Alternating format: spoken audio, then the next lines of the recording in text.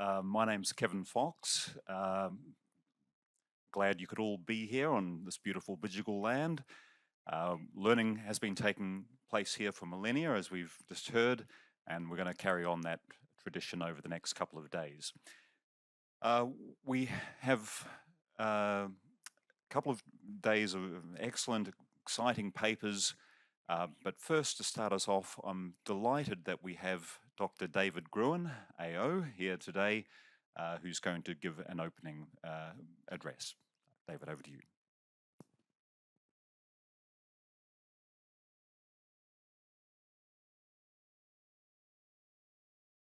Thanks, Kevin.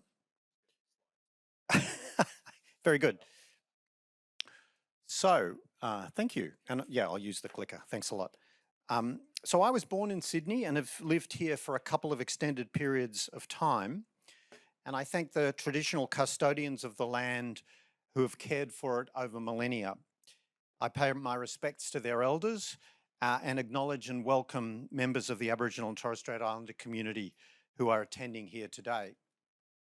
Thanks for the opportunity to give the opening address at the UNSW, I'm assuming it's ESCoE, a conference on economic measurement. My aim is to give you a sense of some of the developments that have a bearing on economic measurement. I hope to convince you that there are interesting issues where the attention of academics and collaboration between academics and national statistical offices will pay dividends. I'll touch on a few different topics rather than give a detailed account of any one in particular. My aim is to whet your appetite to learn more and hopefully to convince you to add to the stock of knowledge on these important topics. It is a truth universally acknowledged that economic statistics are underpinned by standards, frameworks, and classifications. And because economies and societies change, these standards must be in want of updating. Australia has just updated the classification of occupations in the Australian labour market. The previous classification, the Australian and New Zealand Standard Classification of Occupations, dates from 2006 and was the classification for occupations in both the Australian and New Zealand labour markets, as the name implies. The new classification is for the Australian labour market alone, so bungee jump master will no longer be separately identified. And the classification goes by the catchier acronym OSCA, Occupation Standard Classification for Australia. It is due to be officially launched early next month. In the realm of economic statistics, probably the most significant standard is the standard that underpins the national accounts, known as the System of National Accounts, SNA. The most recent update was in 2008. Inconveniently for all concerned, this update coincided with the global financial crisis, rendering implementation of SNA 2008 much more fraught than it would otherwise have been. And we're hoping that when we update it next year, we don't have a repeat. As you can imagine, a huge amount of work's gone into the current update, which is expected to be ratified by the UN Statistical Commission in March next year, hence the name SNA 2025. As you would expect, there are many aspects of SNA 2025. I thought I'd tell you a little bit about two of them. First, the treatment of data as an asset, and secondly, the treatment of non-renewable resources. Over the past generation, there has been an explosion in the use and value of data in our societies.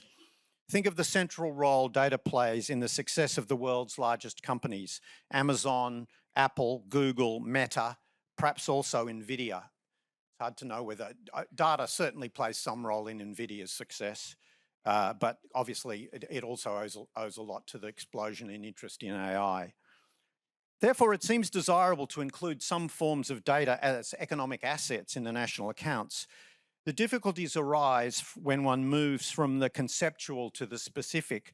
Decisions must be made about which types of data to include and how to measure them. SNA 2025 defines data as, quote, information content that is produced by accessing and observing phenomena and recording, organizing and storing information elements from these phenomena in a digital format, which provides an economic benefit when used in productive activities, end of quote. Thus defined, Data is the result of production. It must have labour and/or capital inputs and must be produced and used in production for more than a year to meet the S&A requirements of an asset and be capitalised in the national accounts. The recommended approach to estimating the value of data as an asset is to estimate the value of the labour input, considering the wages paid for specific occupations and the proportion of time spent creating data assets. But even with this level of guidance, several important decisions remain to be made to derive empirical estimates. Our current estimates, which remain preliminary, are that including data as an asset will raise the level of Australian GDP by a few percentage points. And that probably has implications for making sure that there is international comparability, that you update roughly at the same time so that you don't have level differences in GDP between countries. We were the first to implement 2008 S&A, and we won't be making that mistake again. So we're planning to update it at about the same time everybody else does. So there is a coordination problem. Another important change in S&A 2025 involves the treatment of non-renewable resources, which is a change of particular interest for Australia, given our extensive endowment of these resources. While S&A 2008 ignores depletion of non-renewable resources as a cost of production, S&A 2025 includes depletion as a cost of production in the central national accounts framework. This will increase the coherence between the S&A and the system of environmental economic accounting. While this change in treatment won't have an impact on GDP, it will lower estimates of net domestic product. Depletion, as well as consumption of fixed capital, will be subtracted from GDP to derive this net measure.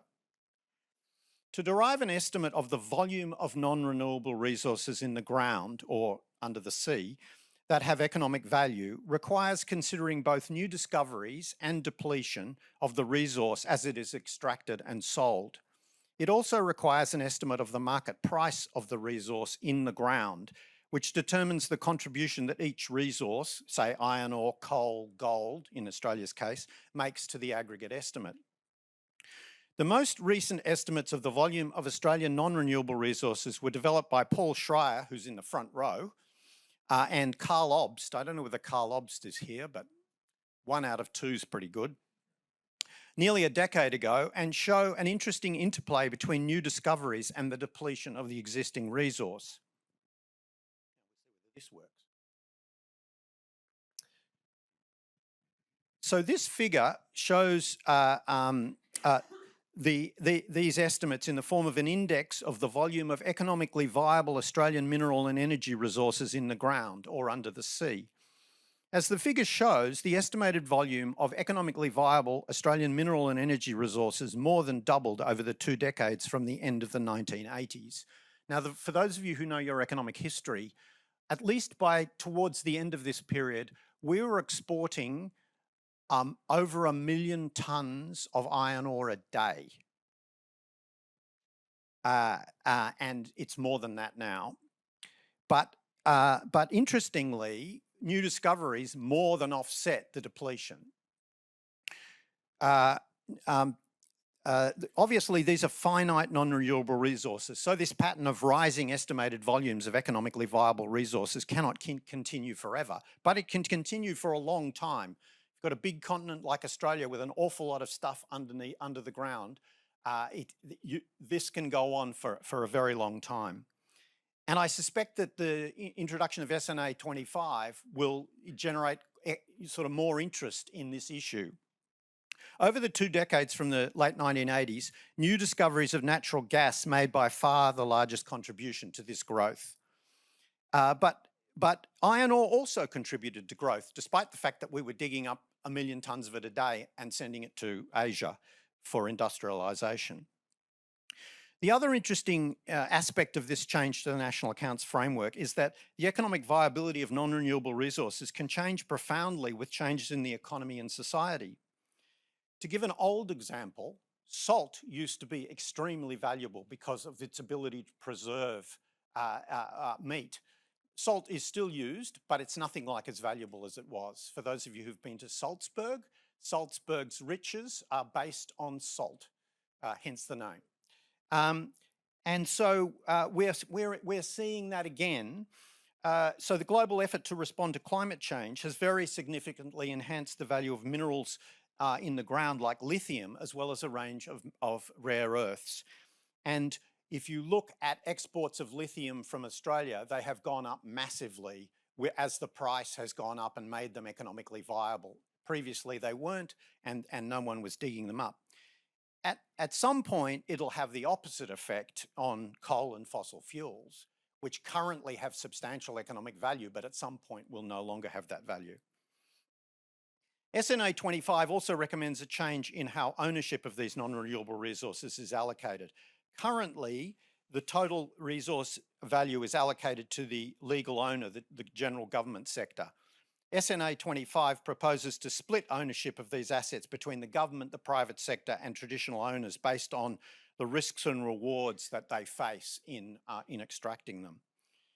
So there are clear measurement challenges in accurately estimating the volume of Australian mineral and energy resources, and the current methodology relies heavily on historical data, assumptions such as the discount rate and modelling. And a review of the methodology and the assumptions will be needed before the changes are implemented. Additional data will be required, amongst other things, for estimating the economic ownership split between governments, miners, and traditional owners. And we're working with states and territories to source disaggregated data, and with relevant federal departments to source disaggregated mining tax data to develop more accurate estimates, hopefully in time for when we actually put this stuff in the field. So let me turn to the topic of data collection and how it's changed. Rather than focus on broad trends, which I can summarise as more digital and less direct collect, I thought I'd give a concrete example by comparing the compilation of the Consumer Price Index 20 years ago and today. 20 years ago, prices for the CPI were collected entirely by ABS field officers collecting prices in each capital city. This required the ABS to maintain field officers in every city, about 20 in total, who visited stores and entered prices on a handheld device. So I said, what does that handheld device look like? That's what it looked like. I thought it was pretty natty considering it's 20 years old. It's an HP, it looks like, you know, it could be a Palm Pilot for those of you old enough to remember Palm Pilots. But that's what we used 20 years ago to collect prices, wandering around supermarkets and sticking prices in here. As you can imagine, that's an expensive way to collect data, and it limited the number of outlets we could visit and the number of prices we could collect to around 100,000 each quarter. So I was told 100,000 each quarter sounds like a lot to me. I thought that's pretty good, but it's nothing like what we do now. So fast forward 20 years and about half the CPI basket is compiled using prices from administrative data and other forms of digitally collected data. The most notable of these is supermarket scanner data, which allows us to include every product sold in the 4 major supermarket chains rather than a small sample. We also make use of the quantity data to dynamically update the CPI basket weights each month. In addition to scanner data, we use data collected by third-party providers, administrative data from governments, and web-scraped data. And so obviously we now use millions of prices each month to produce the CPI.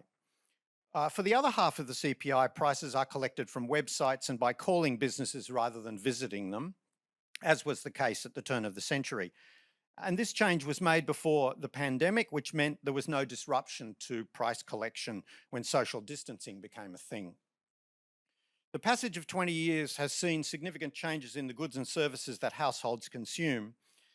In contrast to 20 years ago, the CPI now includes prices for streaming services, ride sharing, think Uber, shared accommodation, think Airbnb, electric vehicles, and food delivery services. With the advent of new data sources, the CPIs of higher quality and produced at lower cost, the new data sources have enabled us to publish a monthly CPI indicator more cheaply than previously would have been possible. This monthly indicator reflects up-to-date prices for about 2/3 of the basket of goods and services in any given month of the quarter, but is compiled using IT systems built in 1993, the year the inflation targeting began in Australia. A welcome injection of funds from government is enabling us to move to a complete monthly CPI from the end of next year. bringing us in line with the rest of the OECD, apart from one country, New Zealand, which is still has a quarterly collection. I want to take this opportunity to record my appreciation to Kevin Fox for his long and productive association with the ABS. In the early to mid-2000s, Kevin led research on the use of scanner data, and the method he and his colleagues developed underpins what the ABS has used since 2017. And Kevin's contributions have also been the catalyst for many of the recent enhancements to the CPI, including the move to a monthly CPI. As Lee Merrington and Jason Atkinson are discussing the monthly CPI in a later session, I will leave further details to them. A final topic I want to mention is the impressive growth in integrated data assets in recent years. The development should be of interest to this audience because it facilitates economic research on a much wider range of topics than was previously possible. I will talk briefly and specifically about the business longitudinal asset data environment, which goes by the acronym BLADE, and the person-level integrated data asset, which goes by the less attractive acronym PLIDA, and they're both hosted at the ABS.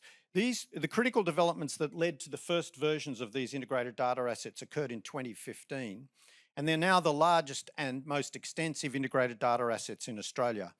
So I'm not going to go through the whole lot, but this is the current state of BLADE, with data going back from spanning the whole of the century thus far, and you get a sense of so this is micro data by business, de-identified so you can't identify specific businesses, but linked via a spine so that you have information on the same business across all these characteristics.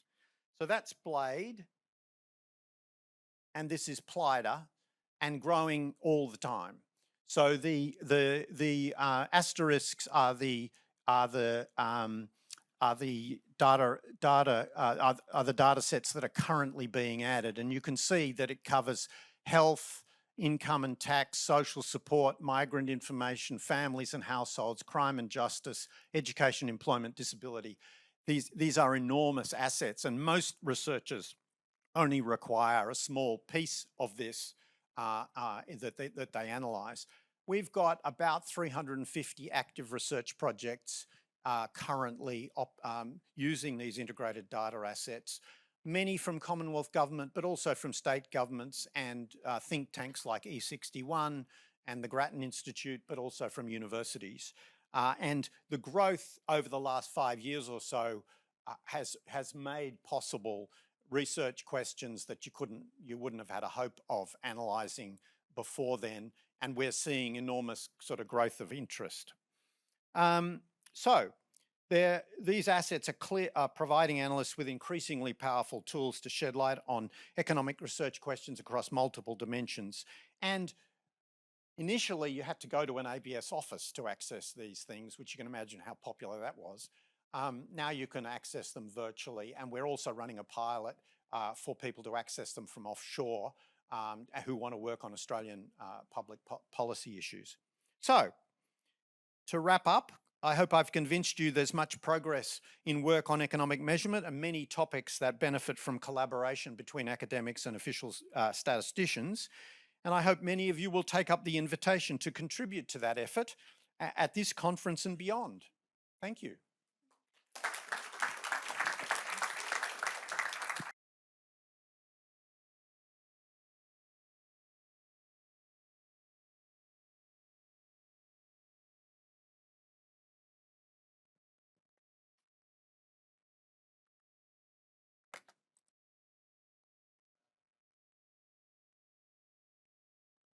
Thank you very much, David, and thanks for your kind words. And some of the collaborators on the scanner data work, Erwin Dewert, Jan de Haan, are also here, Iqbal Syed and Daniel Melser.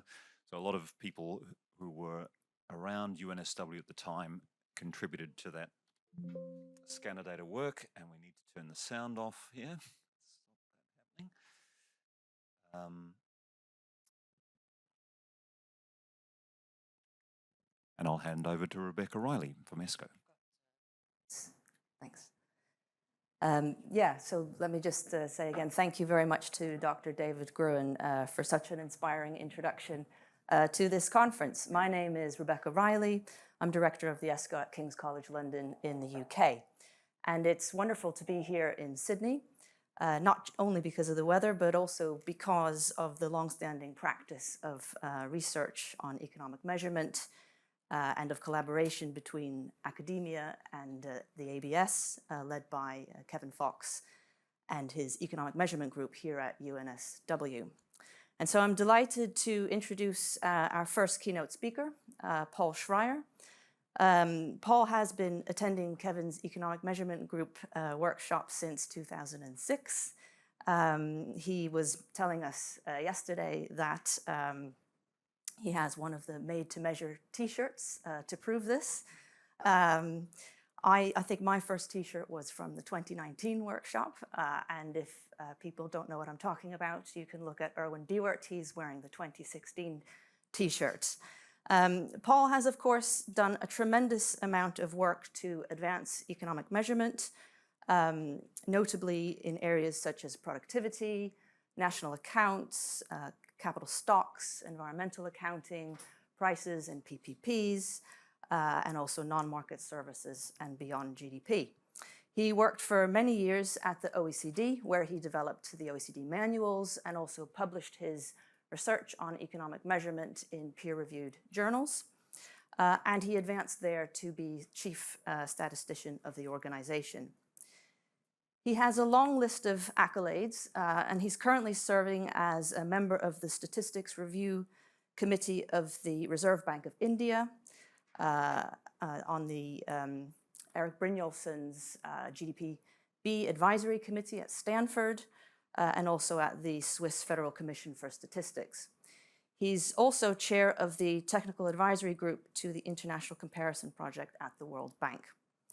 And finally, I should also mention that he has been a very supportive member of the ESCoE Advisory Board since we set up in 2017. And I'm very happy to say that Paul is joining ESCoE as our research director as of 1 January. So we're very fortunate. So Paul, the floor is yours. And I think you're going to speak for just under an hour, and we have a bit of time for questions at the end. Well, thank you, Rebecca, for those kind words of introduction. I'd also like to start by thanking Kevin for making this happen, and Erwin and Jeannie also for supporting this and therefore making it happen as well. So thank you very much. My second sort of upfront remark is, looking back at the history of the workshop, I'm very pleased to see that it has been revived with the ESCoE affiliation as well, and Rebecca just explained why this is particularly interesting from my perspective. So thanks for all that. It's great to be back here. What I want to do over the next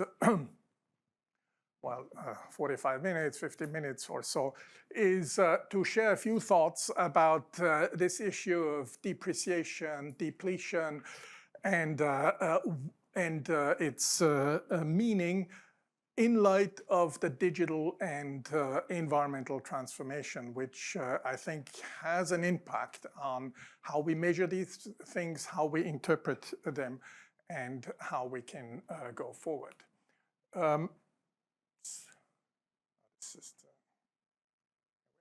So I'll start out by introducing this a little bit to ask a question: why we actually care about net measures in our accounts and our analysis.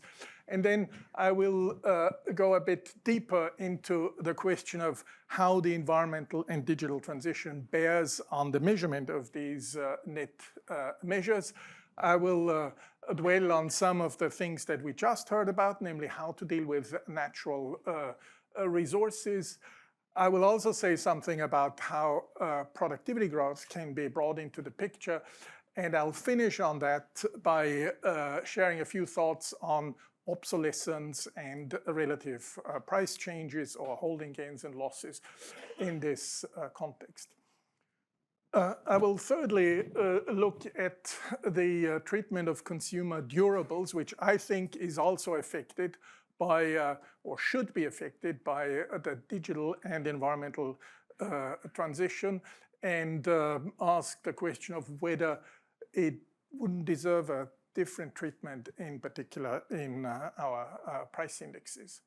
And I will finish very briefly with just one slide about the link to business accounting, and again ask the question of the interface between depreciation at a business sector and the national accounts approach. So let me start out by asking sort of naively why we actually care about net measures. Well, at the heart of it, it has to do with the question of sustainability. I think it's pretty much well accepted that it's hard to think about sustainability, whether environmental sustainability, economic sustainability, or others, without paying attention to the evolution of stocks. And well, an important part of the evolution of stocks is how they depreciate or how they deplete, and this idea of keeping our capabilities or our stocks intact for future generations is really at the heart of any notion of sustainability. And here is where the net measures enter in terms of net income, net investment are hailed as important building blocks for measuring or judging sustainability of our economic and social fabric. They don't tell us in themselves whether things are moving sustainably or not, but they are needed to make a judgment. This is actually that has long been recognized in the system of national accounts. It's not a new insight, but the 2025 SNA, and David just mentioned that, is actually giving a particular emphasis to the need to have a closer look at the net variables in our measurement. This is helped by the system of environmental economic accounts, which provides the link to the natural assets and natural resources. There's also a strand of discussion around using net measures on the production side, and I referred to a paper by Kevin and Irvin from last year. I will not go into this particularly because I will focus on the income side and expenditure side, which I think is the appropriate way of making the step to analyzing non-sustainability or sustainability in our activities.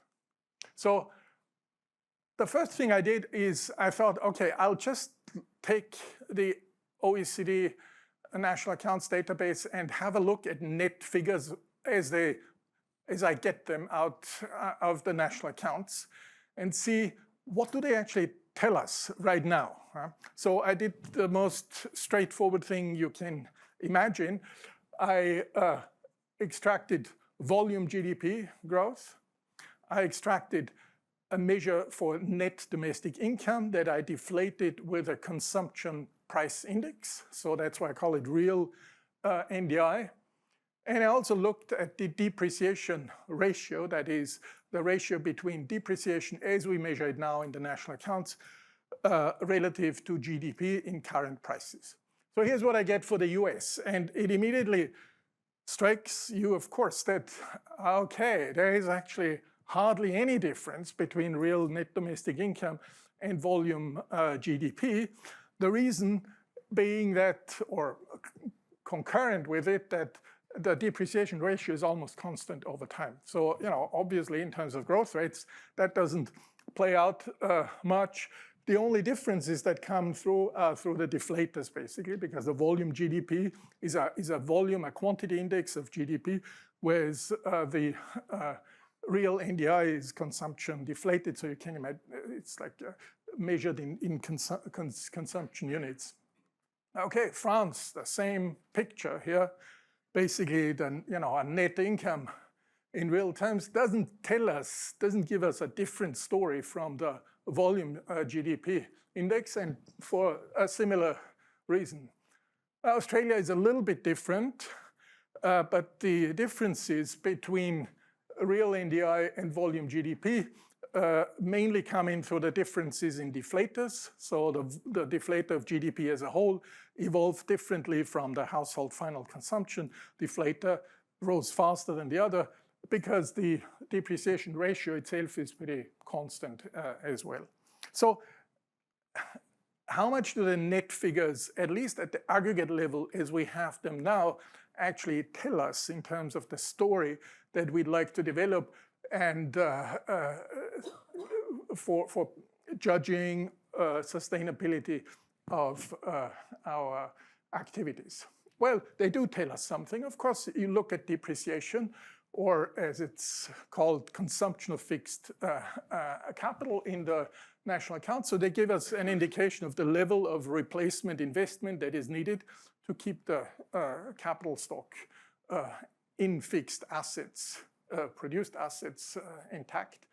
But as you saw, they don't tell us really anything very different about the evolution over time.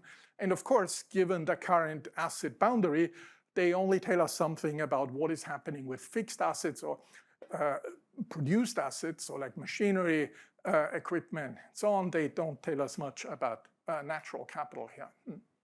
Yet, you would expect that the digital environmental transformation bears out on depreciation and depletion. And somehow we would like to see this also reflected in our net figures. So is there a measurement issue? How can we bring those components into our story?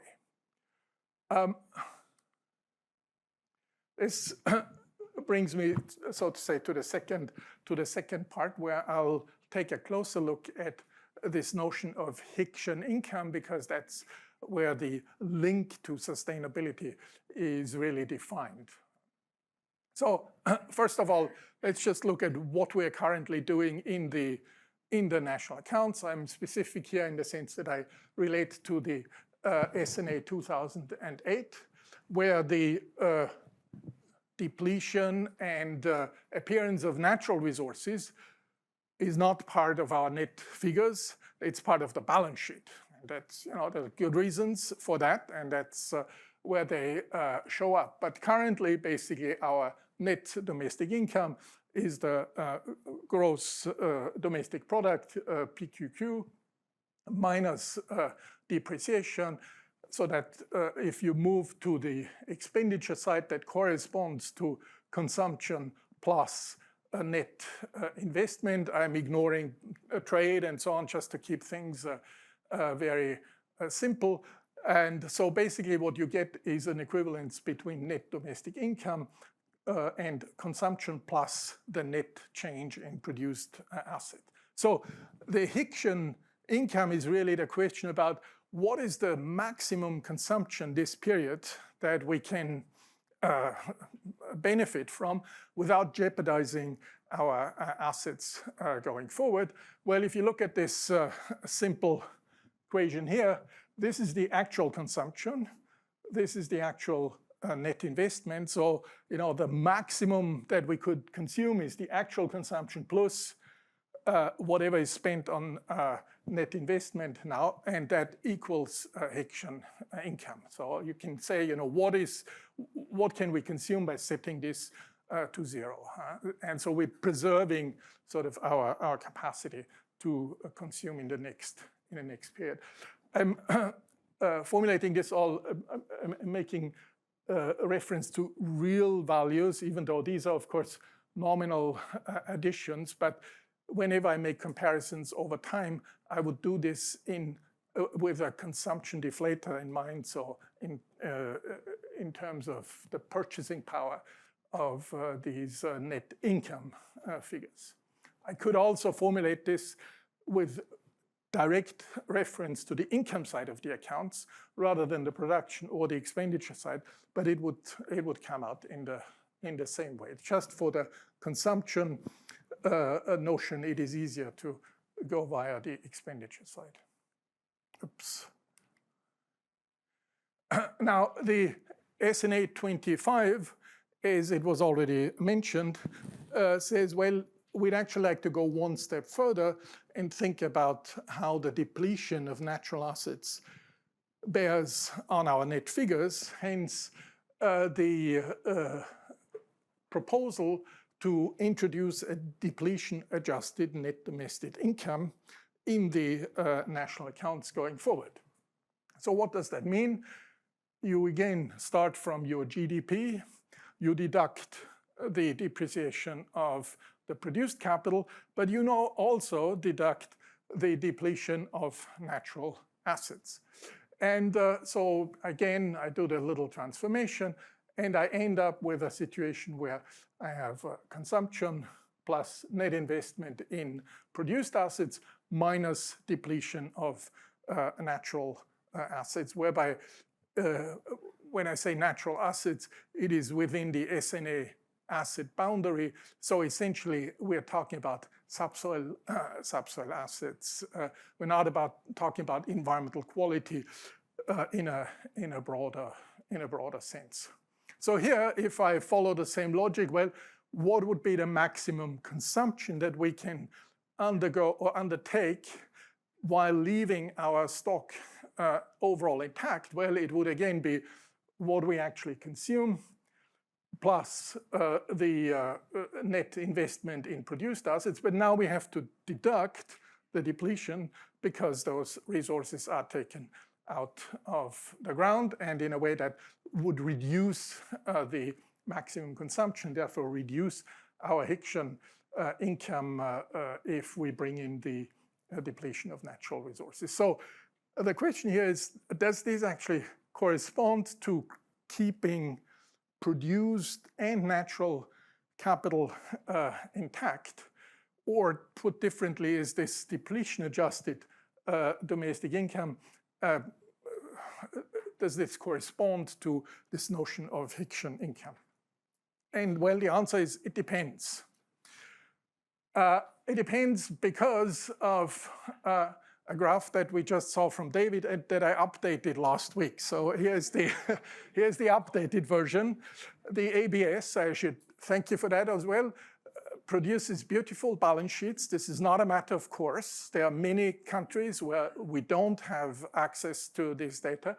But if you take the ABS balance sheets and you construct this volume index of non-produced, non-financial assets, you basically go further with the same picture that we had until 2011.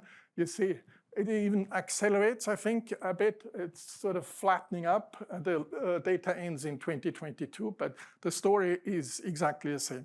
What is not available anymore right now is the breakdown by type of assets within the accounts. That was, of course, beautiful to see because you could see how the composition of these volumes evolved over time. Now, you only get the whole thing, but it's still very useful data. So why is it possible? There are two reasons why you have this stock of non-renewables going up, which seems to be counterintuitive. One is the fact that there's an economic appearance of assets, so they just become economically viable. That, of course, brings it up. And the second one is the composition. Okay, and so maybe this was coal at one time. Now it may be other things that come into life and that play out in this index. So, from an analytical perspective, or if you think, well, how would I use these data to get a sense of the maximum consumption that I can benefit from? It would actually seem natural to also include the appearance there and say, well, I mean, that actually, I'm better off. So in a way, I should, or I may want to also bring in the economic appearance of the resources, not just the depletion. This is the first question that raises whether the depletion-adjusted income could also be expanded to a net depletion-adjusted income for a number of reasons. I mean, one, in a way, we also include the additions to the produced asset in this, even though those are produced. And of course, the economic appearance is not anything that is produced, but still in terms of providing a symmetry of the approach that could be envisioned. And of course, the net capital, natural capital stock is simply the difference between appearances and depletion. It's not just depletion. And so to make an assessment whether our stock is going up or down, we do need both elements. Otherwise, we can't make a judgment there. So is what the SNA proposes now insufficient or wrong? No, it just is the answer to a different sort of question. The question that the SNA, the depletion adjusted NDI response is, what is the full cost of production that we're using to generate our income? And there, of course, it's only the depletion that, because those are the flows that go into the economy. But if we want to reason in terms of consumption, or how much can we consume now without jeopardizing our next period's consumption possibilities, well, we probably want to include the appearance of natural assets. And of course, as soon as you bring those in and you recalculate the depletion rates, so you have depreciation plus depletion minus appearance, you get a different picture in terms of the rates of the adjusted rates of depletion. So once again, I'm not suggesting there's anything wrong with this. I'm just suggesting if you want to go further in your reasoning or use it for answering a different question, that's what you would like to bring in. Well, there's a second question that comes up if you start thinking of what allows us to maintain consumption over time, or what allows us to maintain consumption values over time, and that is productivity. I'm not the first one who has thought about this. You see, Nordhaus back in 1995 wrote a paper on this. Marty Weitzman followed up on this, asking that if we think about consumption capabilities to consume, or keeping them intact over time, shouldn't productivity enter the picture somehow? Because this is important. And of course it is. So what could be brought in, or what should be brought in analytically, is also the consumption effects of at least expected or longer term increases, or maybe decreases, in total factor productivity. By the same notion, and in an open economy, you could also think about terms of trade. I mean, if there's a sort of secular improvement of terms of trade, that's like productivity growth and sort of a gift from abroad, or vice versa. But I'm ignoring this. I mean, then you could even go further and think about degradation of other natural assets that are not part of the national accounts, if you think in terms of keeping consumption intact. But again, all I'm discussing here is within the asset boundary, the current asset boundary of the national accounts. So going further sort of analytically, you can see that from the simplest adjustment in terms of the current consumption of fixed capital for produced assets, one could add depletion, which is basically what we're seeing in the SNA framework now. But you could bring in the appearance of natural assets, and you could bring in productivity effects. And if you want terms of trade, I mean, if they are positive, otherwise they would come off. It's really the scope at which you want to look at this question of how sustainable is a country's consumption that determines which of the adjustments you want to bring in. the more academic literature on this, like in the tradition of Weizmann, has formulated all this in a more complete Gini equilibrium model, but you still can, and the conclusion is again that net domestic income corresponds to some sort of return to consumption wealth, which is nothing but the discounted value of consumption over time. So it all evolves around the same question. Now, I thought, well, I'd like to try and put a figure to these things, so to get a bit of meat on the bones and not just talk about this in a vacuum.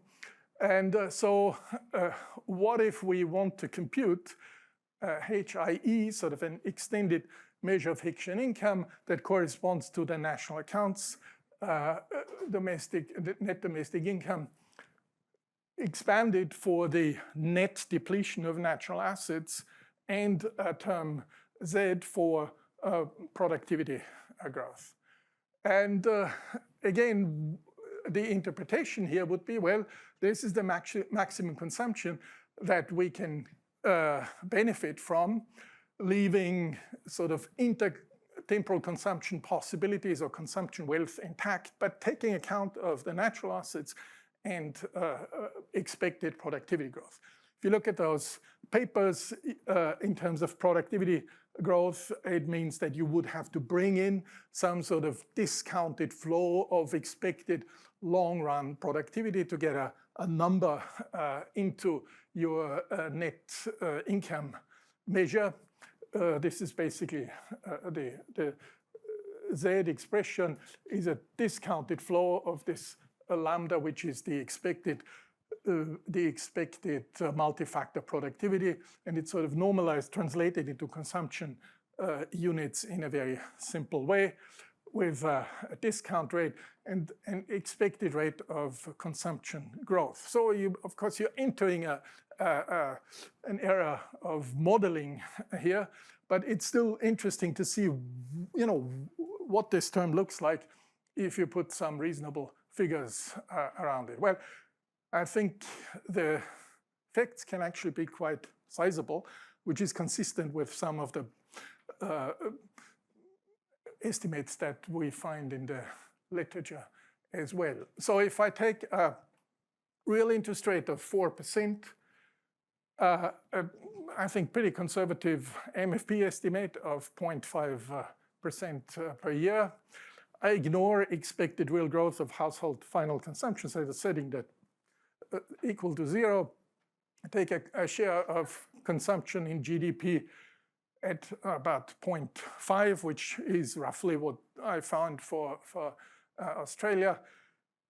I take, this is the level of household final consumption expenditure in 2022. Then I find that this term on productivity accounts for raises net domestic income by about 15%. So that's, that's not negligible. And the depletion term, the net depletion term, is only 2%, but that again is logical because you have all this, offsetting effects from appearance of assets and depletion of assets. So the net effect is actually quite small. Still, the whole thing means that if I compare the simple Hicksian income or net domestic income with the expanded one, I find a rise of about 16%.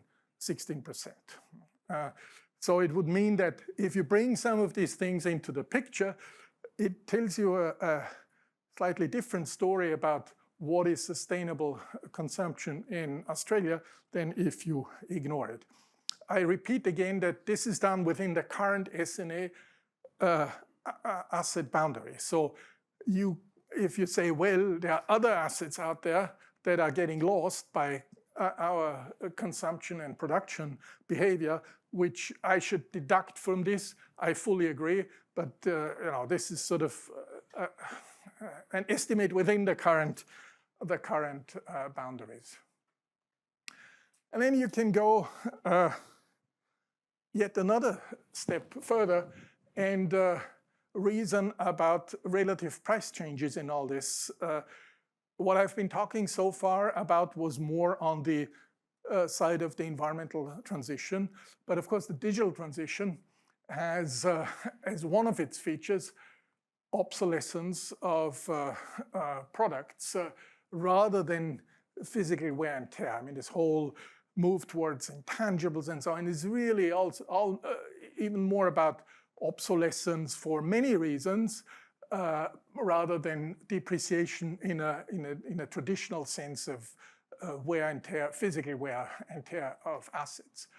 And of course, if you think of the price of using an asset and you set up a very simple user cost term with an interest rate, a depreciation rate, and an expected asset price inflation, then what would be the effects that you could see in terms of rising obsolescence of some of the products? Well, there are a number of effects. One is you could say the delta increases because the expected service life of a particular asset may be brought down through obsolescence. You can think of just technical obsolescence.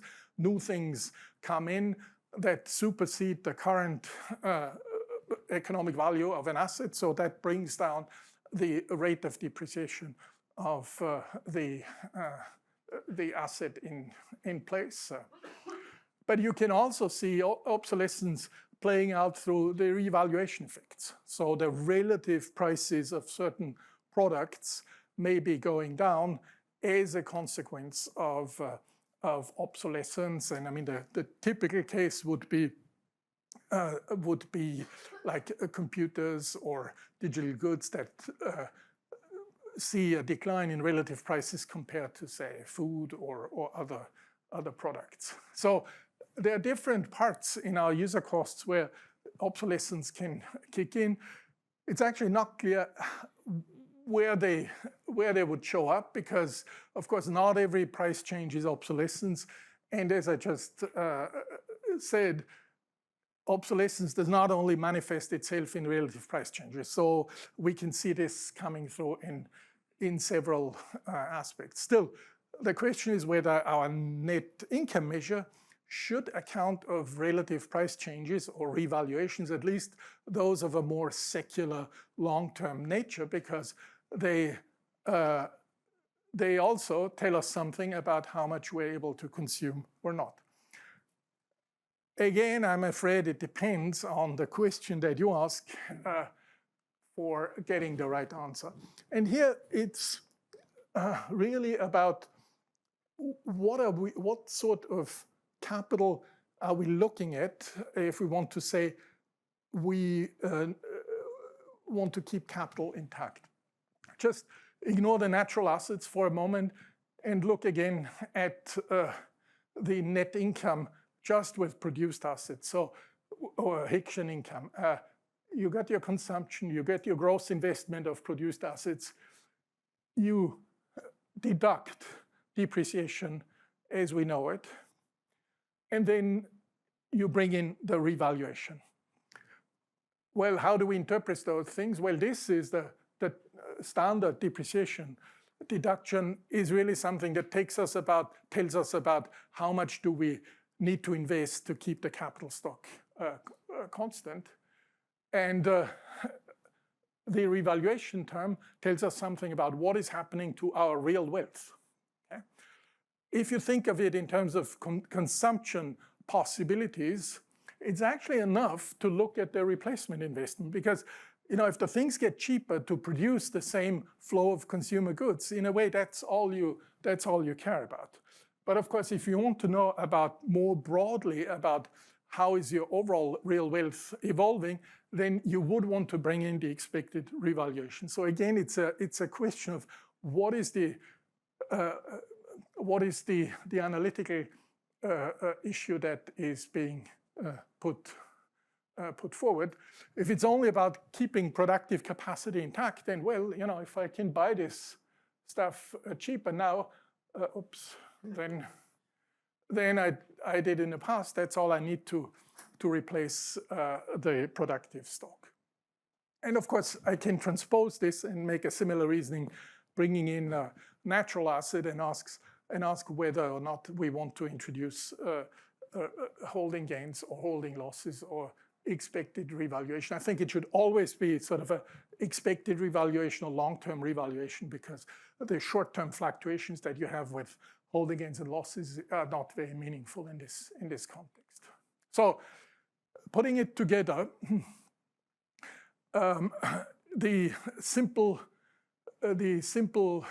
formula for Hickshian income or net domestic income as we have it today on produced assets only, it says, what's the maximum consumption that we can benefit, keeping future consumption intact, but ignoring natural assets, ignoring productivity. Then you move on to HEI, that is the same question, but in a more elaborate fashion, where you bring in the appearance of natural resources and you bring in long-term productivity growth. And if you include the revaluation, well, then you're actually asking a question about how much can I consume while keeping my real wealth intact. Again, I tried to put a figure to all this to see how it plays out in the case of Australia.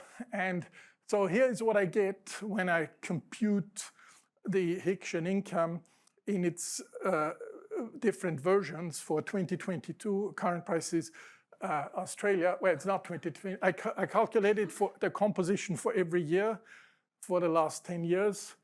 And then I took an average of the composition. So just to give you an idea. So if you look at the expanded version of Hickshian income, you see a lot of it is still the net domestic income as we get it currently out of the national accounts. Then you get the MFP effect, the discounted productivity. The net depletion is very small. And then revaluation kicks in a big way. I think that mainly reflects the terms of trade gains in Australia going forward. But of course, as I said, I mean, this would need to be adjusted, and because I took the holding gains and losses as they are in the accounts, and the volatility would have to be reflected. And over time, the average rate of growth of the various versions of this Hickshian income for the last 30 years or so, it's all deflated with consumption prices, okay? So we're not talking about volume, we're talking about real growth in that sense of consumer purchasing power. You see there's hardly a difference between the extended and the simple net domestic income. So the appearance of, and the net depletion doesn't really play out here, and nor does the productivity effect, because it's basically proportional to the way it's formulated, proportional to the net domestic income. But of course, the revaluation is important again, because you have a lot of variations over time. So, so much for this notion of Hickshian income. As you see, as you start thinking about it, you want to bring in additional terms. But the upshot is it's useful to bring those in. It's useful to bring them in for analytical purposes. I'm not suggesting that all this is in the national accounts as a new variable, but as you can see, it can be constructed out of the national accounts as they are now and as they will be with the SNA update. The next part that I wanted to address in this talk is about consumer durables.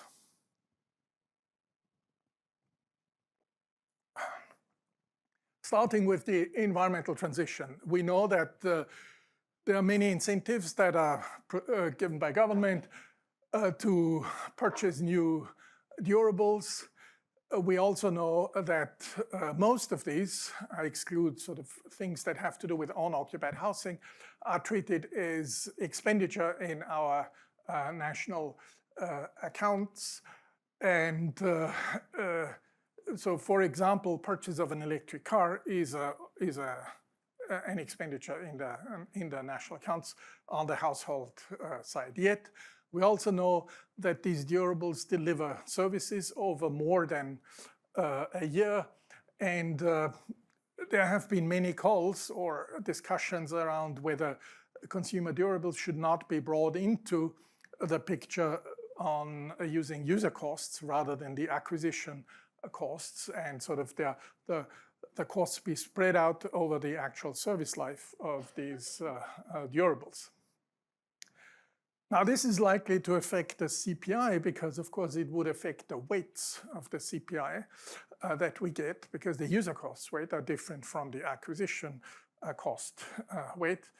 And it's interesting to see that this would in particular play out if you disaggregate consumer consumer expenditure across income groups, because income group have a different consumption patterns, especially for some of the goods that are affected by the environmental transition. So let's take this case of electric cars, and the simplest version of user costs that we can think of, just a rate of interest, real rate of interest, and a depreciation rate multiplied by the price of the assets. So that would be the user costs multiplied by the value of the car. And then we would have the acquisition costs, which is just the investment, a one-off expenditure that households undergo. Now you can do a little calculation and see, okay, assume that we have a constant flow of investment, a constant depreciation rate, and that would lead to a capital stock that is just the investment divided by the rate of depreciation. And that allows you to get some sort of approximation to the ratio or the relative size of the user cost weight and the acquisition costs in our household expenditures. And you can see the term that we get with the simplest setup is one that shows us that the user costs almost certainly will be higher than the acquisition costs going into the accounts. So that would mean that the expenditure weight for those products would change and go up, at least in some of the cases. It also means, of course, that the user costs, because they depend on depreciation, we enter a state of modeling as part of our household expenditure, which is something that, of course, is not always easy in the statistical practice. How would it play out in the case of electric cars? Well, the delta, I think that's relatively well established, that the rate of depreciation for electric cars currently is certain higher than the rate of depreciation for combustion engine cars. So it would affect how those who buy electric cars are shown in terms of their expenditure patterns in the accounts or in the CPI, as you want. So here's an example with some data for France, where I use a real rate of return of 4%, a depreciation rate of 15%. That means you get a ratio between the user costs and the acquisition costs of about 1.27. So the user costs are about almost 30% higher than the acquisition costs for any moment in time. And in France, the acquisition costs in the household final consumption expenditure in 2022 were about 3.6% of overall household expenditure.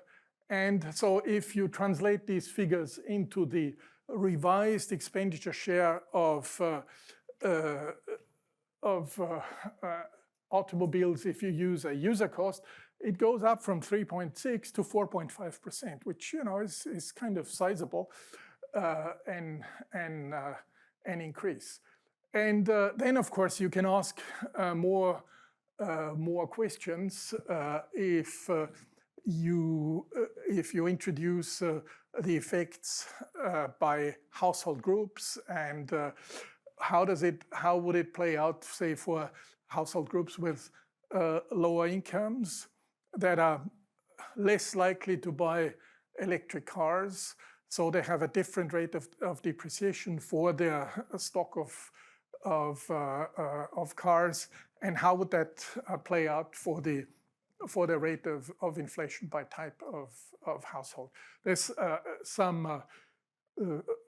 quote here of some empirical work that has been going on in that area. It's just to give you a bit of a sense for the numbers that are behind it. So these stylized facts that I use were backed up by this study here. But then again, if you think of the digital transition, there are sort of counter effects as well that I can't really quantify or place. Probably the single most important one that I could think of was this move from acquiring digital goods to purchasing digital services. I mean, you're all familiar with moving to streaming services, from buying music. You buy the right to stream music, same with films and so on. And now, of course, if you got that element in, you don't have this problem of durables anymore, because it's all a service. And if anything, the problem of depreciation moves to depreciating the assets of the provider. Okay, so then there's a question, okay, how do we depreciate the intellectual or proprietary capital of Netflix that sells the service to the consumers? But it doesn't lead us to worry about the consumer durables anymore. So that is a counter effect. I wasn't able to quantify this or place it, but I think it is it's certainly something to do to be considered here as well.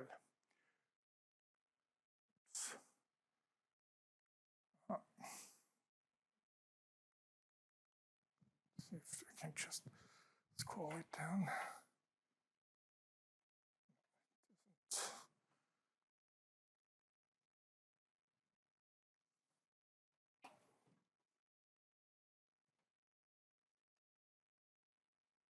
Up, I'm afraid it's stuck here. Up, yeah. Anyway, I'm coming to the last point, that is the link to business accounting. The Paris Agreement, as you know, is about keeping global temperatures at bay, about 1.5 degrees rise. And that is likely, and is already happening, of course, leading to regulation and to pricing that will imply stranded assets. I mean, it's hard to imagine anything else than this happening. But of course, stranded assets means you reducing the service life of otherwise physically or technically perfectly viable assets, but they are no more economically viable, or they're no more regulatorily viable, because you may not use them anymore. So it would involve, and it has to involve, higher depreciation.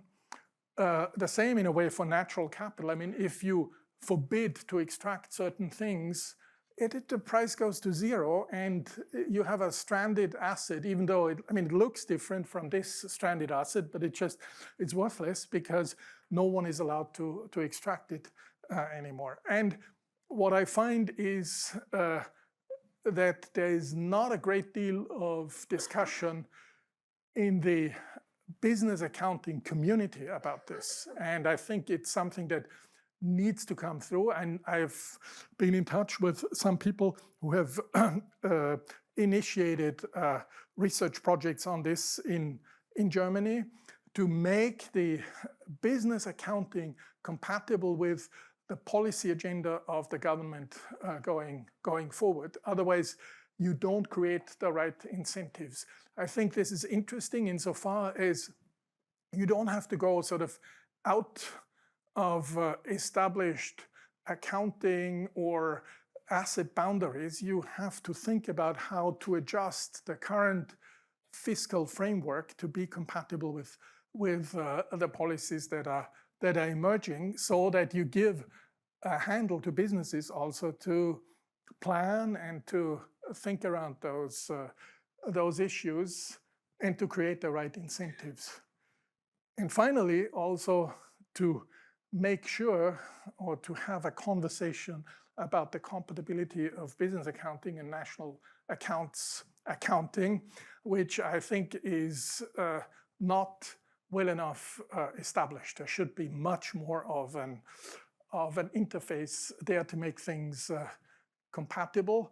It would also help in terms of the data. I mean, if businesses think about these things differently or have parameters that resemble those that we'd like to use in the national accounts, well, we'd get a better empirical handle on things as well, because as those of you who have estimated capital stocks and depreciation know, there's a lot of assumptions that go into those, because we don't have as good an empirical basis as we'd like to.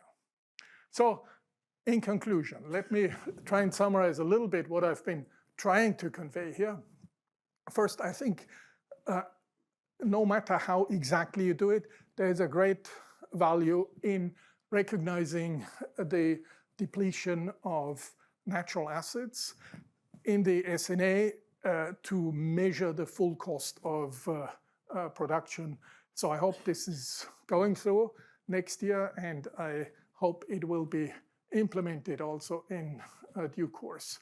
But of course, for questions of intertemporal capacity to keeping our consumption flow intact, you may want to, for analytical purposes, you may want to bring in other elements, and I noted the appearance and I note of natural assets, and I noted the multi-factor productivity. Thirdly, with the digital transformation and probably also with the environmental transformation, this question of long-term secular relative price changes, whether they are caused by obsolescence, whether they're caused by regulatory measures, is likely to become even more important. So we need to spend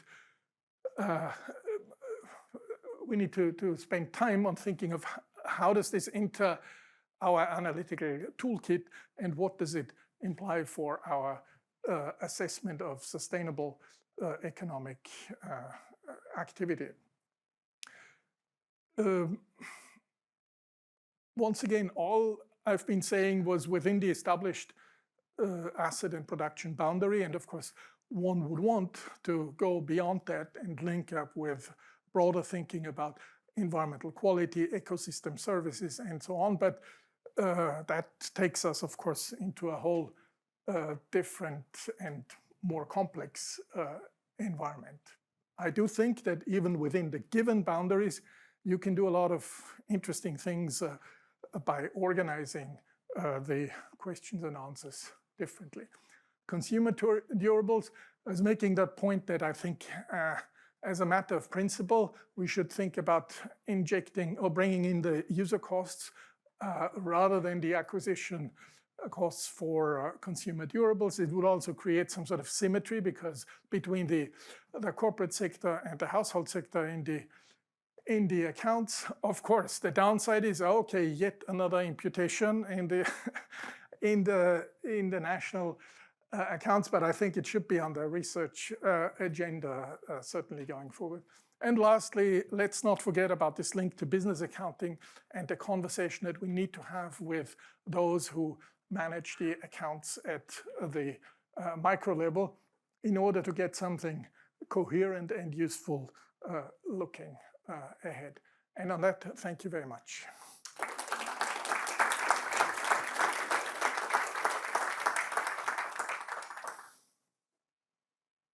So we have 15 minutes for questions for Paul. I think we have some roving mics. Yeah, we do.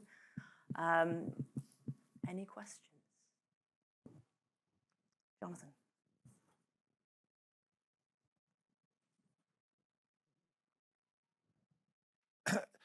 Thanks very much, Paul. That was incredibly interesting and very wide-ranging. A couple of things from me.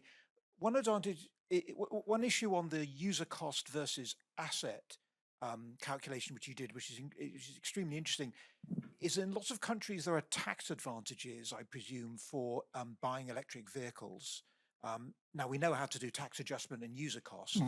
I wonder whether that might bring down the ratio of user costs to acquisition costs, and therefore change the weights. The change in the weights might not be as drastic as your calculation indicates. That's the first thing. The second thing is, I like very much this intertemporal notion that from a Hickesian point of view, if I'm expecting some future productivity growth, I do my consumption smoothing, and therefore I could probably consume some more now. But of course, there's lots of uncertainty about what the path of productivity growth is going to be. So I just wonder how one thinks about those uncertainty types of issues when one does those calculations. And the third thing is that I just think it's incredibly helpful to bring in these sort of Hickesian notions, and it brings the national accounts a bit closer to what a lot of the environmental people are worrying about sustainability and all of that. But I think if I was an environmental person sitting in the room, I would say, well, there are lots more environmental assets which you just haven't counted yet. So since we're in Australia, the Great Barrier Reef would strike me as being a tourist, as being a fantastic piece of an environmental asset. But if that's not in GDP, then how can one even sort of have this conversation? So I just wonder if you had reflections about that. Thanks very much. Sure. On your first point, absolutely right. I mean, the taxation parameters should go into user costs. We know I didn't do it here, but it shouldn't be difficult to see how it plays out. Maybe indeed it will change the ratio, or it will certainly change the ratio of user costs towards acquisition. Whether it increases or lowers, I'm not so sure actually. But anyway, it's a very valid point. And then the second item was about the yes, yeah. Well, I mean, my suggestion, and this is in a way also implicitly what I've done here, is I just look at the, what is a realistic figure for long-term MFP growth, and so the one I plugged in. I mean, I would just look at the historical experience over a long period of time to say, well, this is what we could bring in, or at least make sure that if the term is not brought in, to make explicit that we have assumed there is no productivity growth. Okay, because not bringing it in is also a form of an assumption, namely setting this lambda to 0, and making that visible, I think, is valuable in itself. On the natural assets above and beyond the SNA boundary, you're absolutely right. I mean, those are not in there. The depletion or the degradation of the Great Barrier Reef does not figure, and probably will not easily figure, in the net income. It is something that we need to keep in mind. There is a bit of a question. I mean, where do you draw the boundary of assets, or the asset boundary that you can usefully think should have a place in the national accounts, and where are we really in the area of science in a way, or very sort of broad well-being and quality of living? And I think those are things that at one point they come down to conventions. But of course, conventions can be more or less reasonable. For the Barrier Reef, I mean, in itself, the asset is not there, but of course, it's a big input to the Australian tourism industry. And so if it deteriorates, that means your productive capacity to keep consumption up in the next period will have gone down. And so in that sense, I think making those reflections explicit is already a first step of recognizing them, without necessarily suggesting that they should be, all of this should be all the time in our national accounts. Thank you. I think we have a question from Kalina over here. Left. Oh, thank you very much for the great presentation. We have a session coming up tomorrow where we've been working on a Hicksian measure of income that corresponds to inclusive wealth, measuring natural capital and human capital.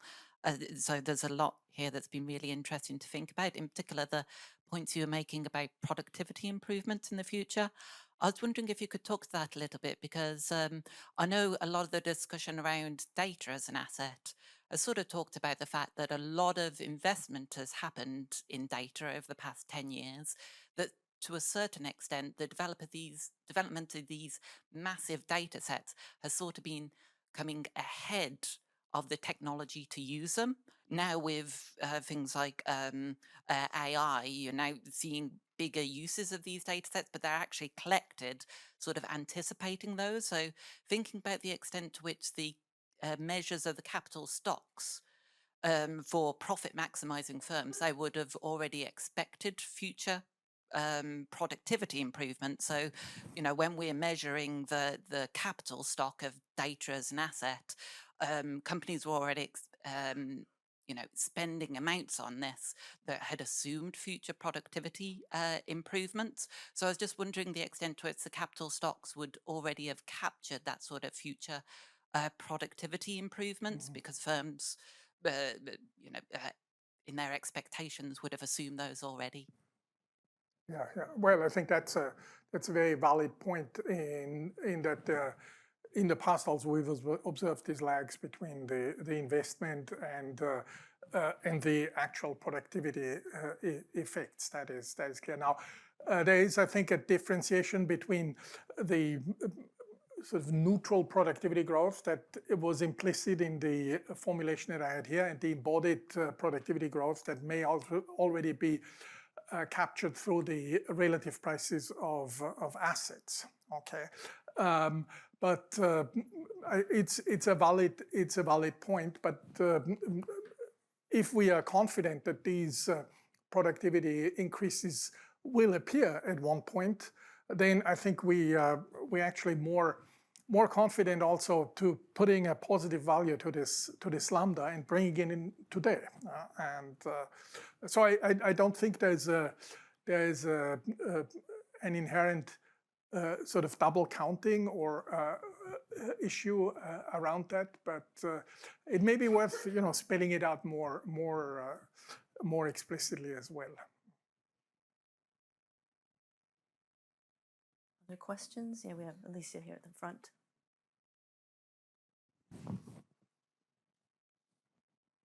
Oh, thank you so much. That was really, really interesting. I wanted to go back to this issue that you talked about, electric cars versus petrol cars, and how we compute cost of living and the implications for something that, so typically lower income households will purchase used cars, but if electric cars don't live as long, then the way that we think about this transfer through the income distribution will be different. And there is also this break between the moment that we switch completely, I mean, that the last petrol cars exist, and how we actually do these computations in our sort of computations of cost of living. So I don't know that you have an answer, but I was just thinking about that. There will be this structural change, and also these sort of distributional issues it will impact things differently than the way we think about it at the moment, right? So yeah, thank you for that. No, I agree. That's a very it's a very interesting research area, I think, that is opening up. Just sort of one reflection on what you said about the last electric or the last combustion engine car going out. Conceptually, of course, this is a issue of exiting products, just as we have new products, and I mean, there are ways of looking at that. But as you say, I don't have a good answer to the empirical outcome now. And we have, right next to Alicia. Hi, I'm Silvia Griselda. I work at E61. I really like your presentation, and I kind of really like also the example of the car you gave, both for environmental and technological transition. And I wanted to reflect a little bit more on that. And I wonder whether there is another cost or benefit that should go into this. And think about the electric car. I know there has been some research also by a researcher in Australia on how, for example, electric car could be considered as mobile battery, in the sense that often you can use them and charge them during the daytime, and then potentially use that while the peak of energy will go down. So I wonder, and I guess you can think similarly as on phone, right? Could be a way where the technological investment versus owning a car versus renting a car could be much useful. You can do that because you go around with your phone rather than having a big computer around. So I wonder, is there a way that there are some durable goods that can be think as way to facilitate and faster the transition into environmental or technology? Should we think about this, or it's completely crazy idea? I don't know.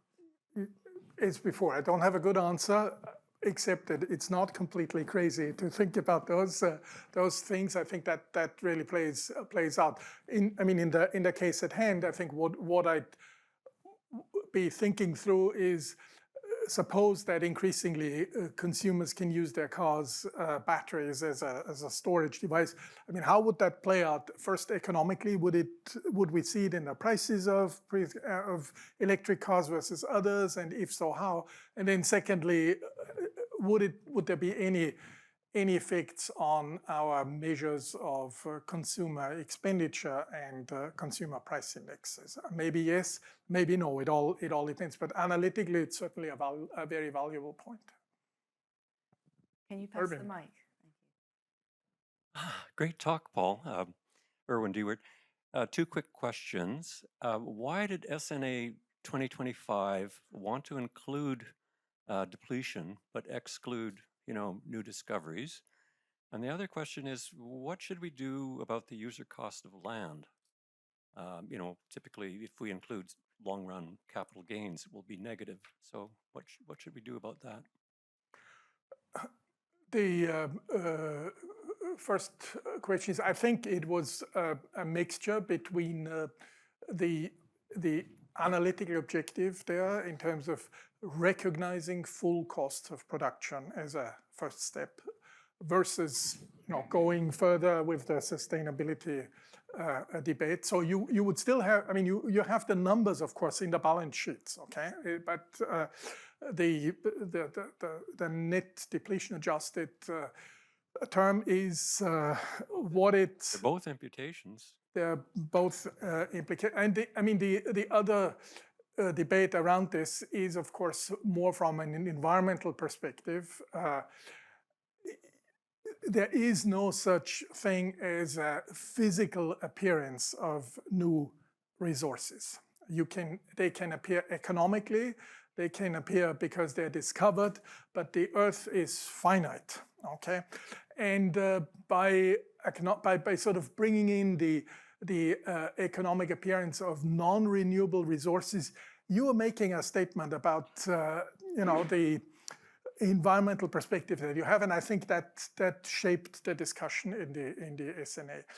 Second response on land, I fully agree. This is, and actually in the SNA in the ABS balance sheets, it's part of the non-produced, non-financial assets. There's no depreciation for land. So the long-term holding gains, losses should be part of the picture when it comes to revaluation.